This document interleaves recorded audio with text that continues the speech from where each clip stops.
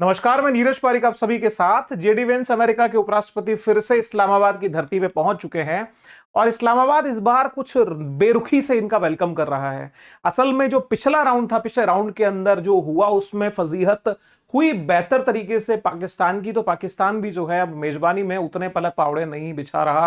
अब बात ये समझिए कि जिस प्रकार से ये लैंड हुए हैं और वही तीन लोग फिर से आए हैं। यानी सबसे पहले आप जेरेड कुशनर को देख रहे हैं, ये ट्रंप के सलाहकार भी हैं और ट्रंप के दामाद भी हैं। जेडी वेंस अमेरिका के उपराष्ट्रपति हैं और स्टीव विटकॉफ ये एनवॉय हैं, यानी एक तरह से आप इनको डिप्लोमेट समझिए, राजदूत समझिए। और इनको माना जाता है कि ये मिडिल ईस्ट के अंदर बहुत जबरदस्त नेगोशिएटर हैं, मोलभाव करने में एक्सपर्ट हैं। यही तीन लोग वो हैं जो पिछले राउंड में आए थे और 21 घंटे की विफल वार्ता को लेकर अपने घर चले गए थे और कह दिया था कि साहब जो कुछ है वो बेकार हो चुका है, फेल है और ये एक अच्छी खबर नहीं है, it's a bad news. Bad news की जिम्मेदारी का ठीकरा इन्होंने फोड़ा था ईरान के सर पे। ईरान को यह कह के कि साहब ईरान हमारी बातों को मान नहीं रहा है, जो बातें अच्छी अच्छी हम कह रहे हैं वो बातें ईरान मानने को तैयार नहीं है। तो मोटा मोटी देखा जाए तो तीन बातें ऐसी थी जिन तीन बातों पे ईरान और यूएस के बीच वार्ता विफल हो गई थी। वो तीनों वार्ता के अंदर परमाणु की बात है, दूसरा हॉर्मुज की बात है और तीसरा जो लेबनान पे अटैक्स इजराइल कर रहा है उसको लेके बात है। अब आप इंटरेस्टिंग बात ये देखिए कि दोनों बातें गौण हो चुकी हैं, लेकिन हॉर्मुज जो है, हॉर्मुज की चर्चा आज भी जारी है और सारी समस्या की जड़ इस हॉर्मुज के इस ब्लॉकेड ने पैदा कर दी है।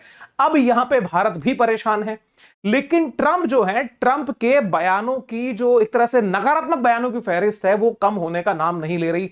अब आप इस बात को देखिए कि एक तरफ जब वो दल अमेरिका से रवाना हो रहा है और इस्लामाबाद पहुंच रहा है, उसके पहले यहां से बेतुके बयानों की एक श्रृंखला शुरू होती है।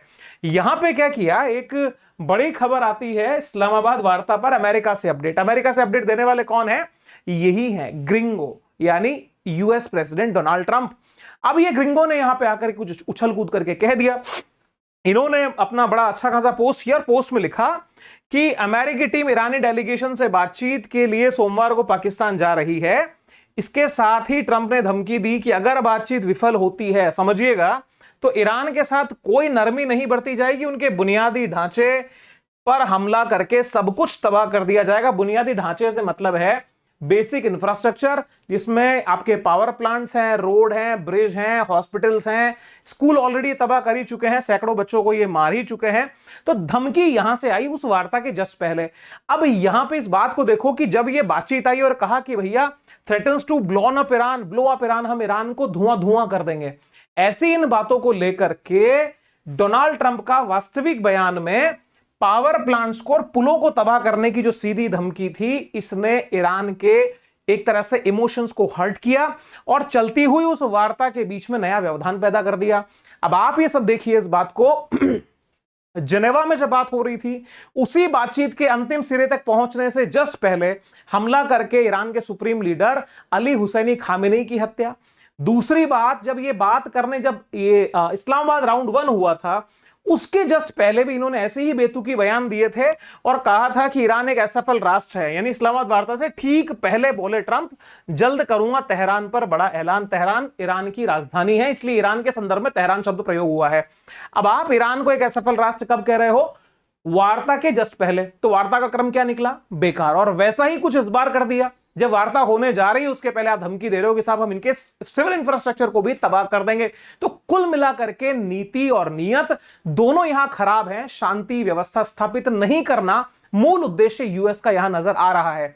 अब इसी खबरों के बीच में जो एक बहुत बड़ी खबर बनी थी हालिया समय में, वो ये कि भारतीय जहाज पर भी आईआरजीसी यानी ईरानियन रिवॉल्यूशनरी गार्ड कॉर्प्स की तरफ से बड़ा हमला हुआ और उस हमले को लेकर के भारत में बवाल मचा कि आखिर में भारत के ऊपर यह हमला क्यों हुआ। क्योंकि सरकार की तरफ से प्रेजेंट यह किया गया था कि हमारा ईरान की तरफ से रिलेशन बहुत नॉर्मल हो चुके हैं, हमें एक्चुअली एक तरह से पास मिल चुका है, हम आएंगे और जाएंगे, यहां रोकने वाला यहां कोई है नहीं। लेकिन साहब, जब यह हमला भारतीय जहाजों पे होता है और सीधी धमकी दी जाती है कि लीव नाउ और रेडी टू डेथ, यानी रवाना हो जाओ या तो हम हमला करेंगे, ऐसी बातें जब वायरल हुई तो भारत ने भी अपना क्रोध जाहिर किया और ईरान के जो राजदूत भारत में हैं उनको तलब कर लिया गया। खबर बनी इंडिया समन्स ईरान एनवॉय। ठीक है, अब समन करके बातचीत करी, उनको तलब किया गया, उनको पूछा, सवाल जवाब जो भी होते हैं, ये एक तरह से किसी भी देश का दूसरे देश के प्रति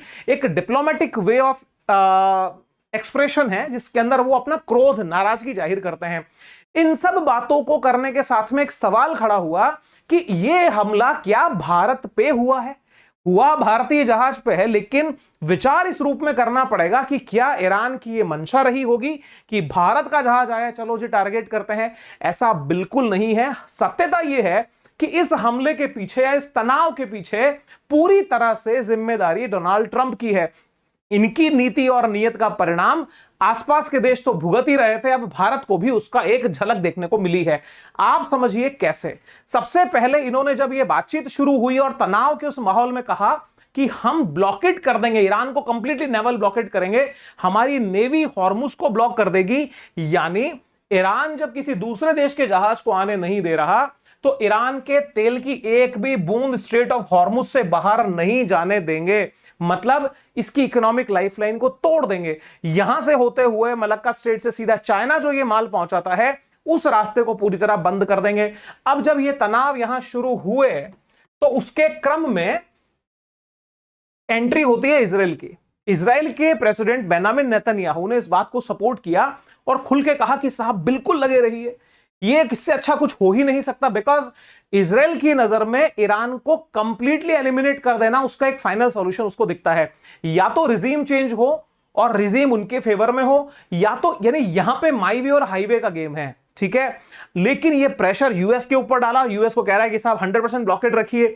इसी ब्लॉकेज की वजह से जब ये हॉर्मुज को कंप्लीट ब्लॉक कर दिया गया, इस कंप्लीट ब्लॉकेज का परिणाम ये निकला कि ईरान ने इस बात को हाईलाइट कर दिया कि देखिए, यदि हमारे जहाज यहां से नहीं जा सकते तो दूसरों के जहाज ना तो आएंगे और ना जाएंगे। सिक्योरिटी फ्री नहीं है, यानी हमारे एरिया में हम घर में बैठे हैं किसी दूसरे के दबाव में और थर्ड पार्टी आके यहां का लाभ उठाए।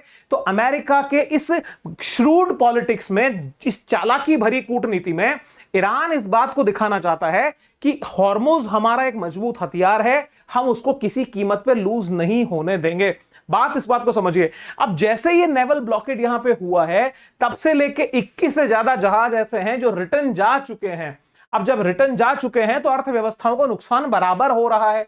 इसी स्थिति के अंदर इस खबर को देखिएगा, अमेरिका की कुत्सित हरकत जो अमेरिका ने की है वो ये कि अमेरिका ने चीन से आ रहे ईरानी जहाज पर किया कब्जा, भड़का ईरान, बदला लेने की खाई कसम। यह है सबसे मोटी खबर। 20 अप्रैल को सुबह 5:30 बजे ये खबर आती है, 5:50 पे, माफ कीजिएगा।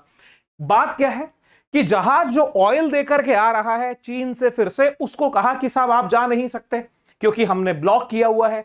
अब जब उस जहाज ने घुसने का प्रयास किया तो उसके ऊपर नेवी सील कमांडो, मरीन जो इनके टॉप मोस्ट कमांडो यूएस के, उनको उतार दिया गया। उन्होंने उस जहाज को अपने कब्जे में ले लिया।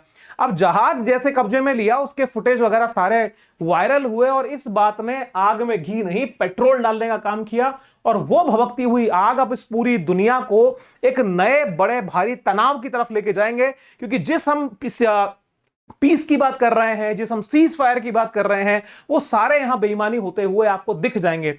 अब बात ये समझिए कि इसे डायरेक्ट हिट के रूप में देख रहा है ईरान की, आपने हम पे डायरेक्ट हिट किया है और हम जो है इस वेसल को जो आपने कब्जे में ले लिया, इसका बदला जो ईरान अब लेके रहेगा। आप इस खबर को यूं देखिए, ट्रंप कह रहे हैं कि ईरान की सरकारी मीडिया मिलिट्री कमांड के हवाले से हथियारों के दम पर की गई समुद्री डकैती तो ईरान ने बता दिया। और ट्रंप ने यह भी कहा कि पिछली गैर कानूनी गतिविधियों के कारण अमेरिकी ट्रेजरी के प्रतिबंधों के ये दायरे में है। कुल मिलाकर के उस जहाज को लेकर इन्होंने बता दिया कि भाई किसी समय पे हमने इसे प्रतिबंध लगाया था, इसलिए हमने इसको अंडर में लिया। अब ईरान कह रहा है इसको कि ये तुमने क्या करी है, हथियारों के दम पे समुद्री डकैती है ये। अब समुद्री डकैती तो वास्तविक शब्दों में देखा समुद्री डकैती है ही। किसी सॉवरेन कंट्री के, सॉवरेन इवन इंटरनेशनल वाटर में आप किसी को रोक दोगे और ये कहोगे कि आपकी एंट्री नहीं है, फिर उस पर कब्जा कर लिया जाएगा। अभी ट्रंप ने कुछ देर पहले बोला है कि भाई यहां पे हमारे कमांडो सर्च कर रहे हैं कि आखिर में इसमें मिलता क्या है। अब साहब यहां पे ईरान की मिलिट्री कमांड ने क्या कहा है, हम चेतावनी देते हैं कि इस्लामिक गणराज्य ईरान के सशस्त्र बल अमेरिकी सेना द्वारा की गई सशस्त्र समुद्री डकैती का जल्द जवाब देंगे और इसका बदला लेंगे। आप इतिहास देख लीजिए, बीते लगभग 3-4 महीनों का, पुरानी बात छोड़िए, जिस सेकंड चाहे वर्बली चाहे एक्शन के फॉर्म में, जहां कहीं भी आईआरजीसी की तरफ से या ईरानी गवर्नमेंट की तरफ से कोई स्टेटमेंट आया है, वो ट्रंप की जैसा खोखला या बेबुनियाद साबित नहीं हुआ। जहां जहां जिस जगह इन्होंने बात कही है कि हम रिटेलिएट करेंगे या अटैक करेंगे, वहां सारे रिटेलिएशन हुए हैं और अटैक हुए हैं, चाहे फिर वो बगल के गल्फ नेशंस ही क्यों ना हो। सारे मिलिट्री जो हेडक्वार्टर्स यूएस ने बना रखे हैं, उन सब पे भरपूर हमले हुए। ऐसी स्थिति के अंदर अब ईरान जो निर्णय लेगा वो निश्चित रूप से सबको बड़ा भारी प्रभावित करेगा, क्योंकि इनकी धमकी है 1/3 दुनिया तेल के लिए तरसेगी। अब देखिए आगे, यहां पर इकोनॉमिक टाइम्स के माफ कीजिएगा, energyworld.com से यहां से खबर आई है कि आखिर में ऐसा आपने किया क्यों।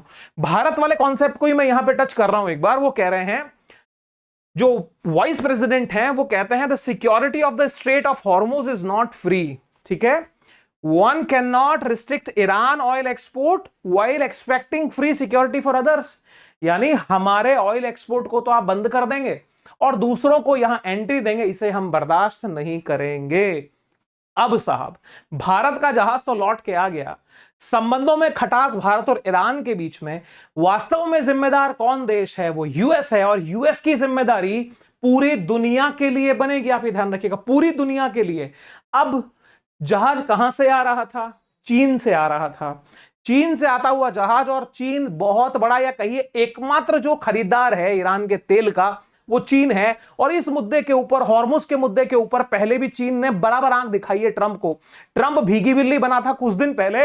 अब यहां पे चीन की तरफ से क्या एक्शन लिया जाता है या क्या स्टेटमेंट आता है, बस उसका वेट करिए। अब यहां पे निश्चित रूप से कुछ बड़ा होगा, वो आपको देखने के अंदर आ जाएगा। साहब, यहां पे Trump threatens to blow up Iran's oil and power. जैसे इस बात की वायरल ये खबर हुई और ये खबर ने जोर पकड़ा, यहां से असर आना शुरू हुआ। इस्लामाबाद की उस मीटिंग के लिए ईरान आधिकारिक तौर पे मना कर दिया और बोला कि ना जी, हम तुमसे नहीं मिलेंगे। Islamabad talks failed again. यानी जिस बेताबी से आतंकवाद के, जिसको एपिसेंटर बोला था आदरणीय मनमोहन सिंह जी ने कि आतंकवाद का तो एपिसेंटर है ये पाकिस्तान, उसने के मन में था भाई हम शांति दूत बने, उसका सपना भी यहां चकनाचूर हो गया। और ईरान ने कह दिया कि हम आपसे बातचीत करने के लिए आगे नहीं आएंगे। अब यहां पे साहब, इनको आप देखिए, अजीजी इनका नाम है। ये आईआरजीसी के पूर्व कमांडर भी हैं, सांसद भी हैं, और संसद की जो विदेश नीति निर्धारण की समिति होती है उसके सदस्य भी हैं। अब जिस जहाज को कब्जे में लिया गया, उसके कॉन्टेक्स्ट में इनके बयान, बीबीसी को इंटरव्यू उन्होंने दिया, उसके इंटरव्यू के कुछ देखिए क्या हिस्सा है। उन्होंने कहा है कि यह हमारा नाम है, यह इब्राहिम अजीजी, यह हमारा अविभाज्य अधिकार है, यानी हम इसे किसी से शेयर नहीं करेंगे। जो हॉर्मुज है, हॉर्मुज के अधिकार हैं, वो हमारे अपने हैं। ईरान ही इस समुद्री मार्ग के अधिकार का फैसला करेगा। इस जल डमरू मध्य से, यानी जो स्ट्रेट से जहाजों के गुजरने की अनुमति भी शामिल है। यह जल्द ही ईरान के कानून का हिस्सा बनने वाला है। मतलब हॉर्मुज से गुजरने वाले जहाजों को कानूनी परमिशन हम देंगे, ये हमारी ऑफिशियल टेरिटरी होगी। अब साहब, ये कानून जो बनाएंगे, इस कानून को बनाने का आधार इनके पास क्या है? वो आधार है इनके संविधान का, ईरान के कॉन्स्टिट्यूशन का article number 110। Article number 110 government को पावर देता है कि on the ground, in the favour of environment, for marine security and national security, यानी पर्यावरण, समुद्री सुरक्षा और राष्ट्रीय सुरक्षा के मुद्दे पे संसद को अधिकार है कि वो उस क्षेत्र को अपना घोषित करे और कानून बना दे। उस कानून को लागू करने की जिम्मेदारी जो होगी वो सशस्त्र बलों की होगी, मतलब आईआरजीसी की होगी, ईरानियन रिवॉल्यूशनरी गार्ड कॉर्प्स की होगी। अब साहब, आईआरजीसी जिसने यूएस सहित इजराइल के नाक में दम किया, बगल के सारे देश इनकी एक्टिविटी से उनके होश ठिकाने हैं। अब यहां पे क्या कुछ बड़ा होगा वो देखिए। जैसे ये खबर आई वैसे ही आईआरजीसी ने तो मतलब शटर ओपन कर दिया, वो रुके ही नहीं। ड्रोन अटैक ओमान की खाड़ी में होने शुरू हुए, और उन ड्रोन अटैक्स के अंदर मामला पेचीदा तब हो गया कि ईरान लॉन्चेस, ये बिजनेस टाइम्स टुडे की खबर है, Iran launches drone attacks on US ship after America seize Iranian vessel near Hormuz. मतलब ईरान की तरफ से रिटेलिएशन शुरू हो चुका है। इनका जो वेसल पकड़ा गया है, जो उसके अंदर उसकी क्रू मेंबर है, उन क्रू मेंबर की यथावत सलामती और उस ब्लॉकेज को खत्म करके यहां से रवानगी तक की शर्तें ईरान ने सामने रखी हैं और हमला जो है यहां से इसने प्रारंभ कर दिया है। अब ऐसी स्थिति में जब इनके मरीन कमांडो वहां पे हैं, अब इनकी तैयारी यह है कि ईरान की जमीन के ऊपर एंट्री ली जाए। ईरान पहले ही धमकी दे चुका है कि जमीन पे घुसे तो तुम्हारा हश्र बहुत बुरा होगा, उसके लिए भी वो कह रहे हैं हम तैयार हैं। साहब आईआरजीसी क्या कह रही है? आईआरजीसी का स्टेटमेंट है, अमेरिका की नाजायज शर्तों के सामने झुका नहीं जाएगा, हम लड़ाई के लिए तैयार हैं और जरूरत हुई तो महीनों तक युद्ध जारी रख सकते हैं। हम तब तक बातचीत में नहीं जाएंगे जब तक ईरान की मांगे नहीं मानी जाती हैं। अमेरिका को अपनी नौसैनिक नाकेबंदी भी हटानी पड़ेगी। कुल मिलाकर के अब ये डू और डाई का गेम है। ईरान यहां पे झुकने को मना कर चुका है और हकीकत यह है, स्थिति को देखा जाए तो कोई भी राष्ट्र जो अपने आत्मसम्मान से कॉम्प्रोमाइज नहीं कर सकता, कोई भी लीडरशिप जो अपने सम्मान को प्राथमिकता देगी, वो ये निर्णय करेगी। इस निर्णय पे तो ईरान के साथ में दुनिया को बढ़ना होगा, क्योंकि ये दादागिरी जो आज ईरान के साथ में चल रही है कभी भी दुनिया के किसी भी देश के साथ में आ सकती है। आपके निजी मतवत्तव्य कुछ और हो सकते हैं, लेकिन इंटरनेशनल पॉलिटिक्स कहती है कि आग जब पड़ोसी तक आ चुकी है वो आपके घर में कब प्रवेश करेगी आपको पता नहीं चलेगा। आपके क्या विचार है कमेंट बॉक्स में जरूर दीजिएगा। अब देखिए साहब, यहां पे सारी लड़ाई इस हॉर्मुज की हो रही है। आपको ये बात अच्छे से पता है कि दुनिया का 20% का व्यापार यहां से होता है। अब बाब अल मंदेब, ये भी एक छोटा सा स्ट्रेट है, देखिएगा, जो रेड सी को जोड़ता है आगे, ये बाब अल मंदेब पर भी यहां से हूतियों ने धमकी दी है कि इसको भी हम ब्लॉक कर देंगे। ईरान के सीधे कवर के अंदर ये आता है। अब अगर यहां पे ब्लॉकेड है, यहां पे भी ये हॉर्मुज की जैसे ये भी स्ट्रेट ब्लॉक होता है, इनका बोलना यह है कि दुनिया में ऐसा तनाव पैदा करेंगे कि इतिहास में कभी हुआ नहीं होगा। दुनिया के 1/3 तेल सप्लाई को तबाह कर देंगे। ट्रंप के धमकी का ईरानी सेना ने दिया जवाब, वार्ता से किया इनकार। 20 अप्रैल दोपहर 2:26, यानी अभी से कुछ देर पहले की यह खबर है। साथियों, ये 1/3 सप्लाई यदि दुनिया की कटी तो क्या हश्र होगा वो आप सोच लीजिए। खबर को मैं थोड़ा पूरा पढ़ देता हूं। ईरान को तबाह करने की डोनाल्ड ट्रंप की धमकी पर आईआरजीसी ने कड़ी प्रतिक्रिया दी है। ईरान के इस्लामिक रिवॉल्यूशनरी गार्ड कॉर्प्स यानी आईआरजीसी ने कहा कि अगर अमेरिका की ओर से देश के बुनियादी ढांचे पर हमला हुआ तो वह कोई भी बड़े से बड़ा कदम उठाने से नहीं चूकेंगे। कि खबर देखिएगा, ऐसे हमले किए जाएंगे जो दुनिया की 1/3 तेल आपूर्ति को खत्म कर देंगे और वैश्विक स्तर पर हाहाकार मच जाएगा। क्या करेंगे जी? ये ना सिर्फ खुद के रास्तों को बंद करेंगे, बल्कि आईआरजीसी ने डोनाल्ड ट्रंप से कहा कि उनको ईरान के खिलाफ धमकी भरी भाषा का इस्तेमाल बंद करना होगा। ईरान ने फिलहाल अमेरिका के साथ वार्ता नहीं करने की भी बात कही है। ये बोल रहे हैं कि खाड़ी देशों की तेल फैसिलिटी और पाइपलाइन पे हमला करेंगे भैया, सीधा जाकर के। मतलब अगर आपने हमारे पावर प्लांट्स को निशाना बनाया तो जो ये पड़ोसी है ना, इतने उछल कूद इनमें मचाई थी हमने कुछ दिन पहले, फिर से इनको हम नेस्त नाबूद कर देंगे। अभी तक तो हमने सिर्फ मिलिट्री बेस जो अमेरिका के थे पड़ोसियों के, उन पे हमला किया था। अगला हमला इनके पावर प्लांट्स पे होगा, इनके पाइपलाइन पे होगा। तो साहब यहां पे इनकी बोलते ना कि एकदम गले की नस जो है ना पकड़ करके ईरान बैठ गया है। अब ऐसी स्थिति में अमेरिका यदि कोई निर्णय लेता है और हमला इनकी तरफ होता है तो इनको बचाने वाला यहां कोई भी नहीं है, क्योंकि पिछले जो हमले हुए थे ईरान की तरफ से, उसमें इन देशों की कलाई खुल चुकी है, इनकी वास्तविक मादा क्या है। अब यह स्थिति एक पूरे क्षेत्रीय तनाव को बढ़ाएगी और निश्चित रूप से भारत के लिए भी तनाव का कारण बनेगा, क्योंकि हम एक नेट इंपोर्टर कंट्री हैं, हमें क्रूड ऑयल बाहर से चाहिए।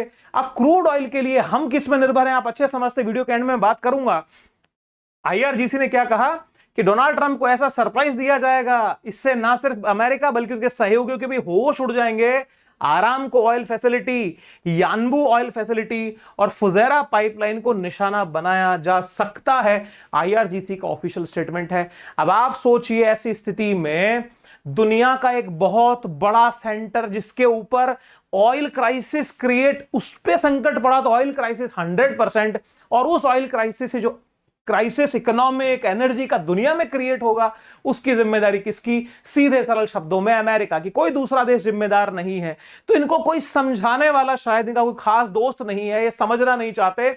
दुनिया की जो वर्तमान समय देख रहा हूं ना, उसमें तो समस्याओं का मूल कारण यूएसए की पॉलिसीज हैं। अब इससे छुटकारा भारत कैसे पाएगा, इनकी काट भारत के पास में क्या है, भविष्य में हम पे दबाव आए तो हमारी क्या तैयारियां पूरी है, विचार करना होगा।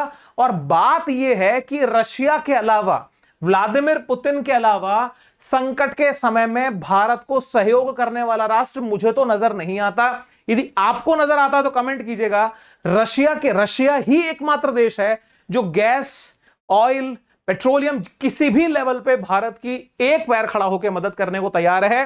तो ऐसी स्थिति में भारत सरकार को अपने रिलेशंस को मेंटेन करते हुए चलना है। अनडाउटली इंटरनेशनल रिलेशंस में वन साइडेड फ्रेंडशिप या वन साइडेड एनिमी क्रिएट करना घाटे का सौदा है, लेकिन यूएसए जैसे देश से सावधान रह के तो चला ही जा सकता है। आपके विचार क्या हैं इस पूरे एनालिसिस पे जरूर से बताइएगा।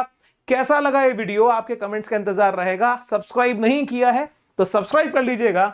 आपका सब्सक्रिप्शन हमारा हौसला है और आपका एक एक कमेंट हमारे लिए आशीर्वाद है। बताइएगा ये वीडियो कैसा लगा। फिर मुलाकात किसी और वीडियो में। Wish you very happy learning. See you soon. Jai Hind. Bye bye.